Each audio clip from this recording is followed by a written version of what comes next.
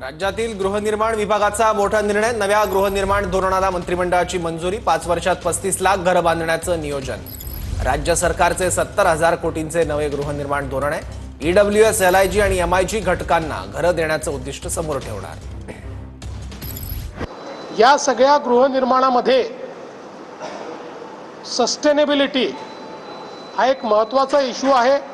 त्यामुळे नवीन तंत्रज्ञान की ज्या तंत्रज्ञानाच्या माध्यमातून सस्टेनेबिलिटी आपल्याला आणता येईल, शाश्वतता आणता येईल, निसर्गाशी साधर्म्य साधता येईल, अशा प्रकारचा प्रयत्न या धोरणाच्या माध्यमातून करण्यात आलेला आहे।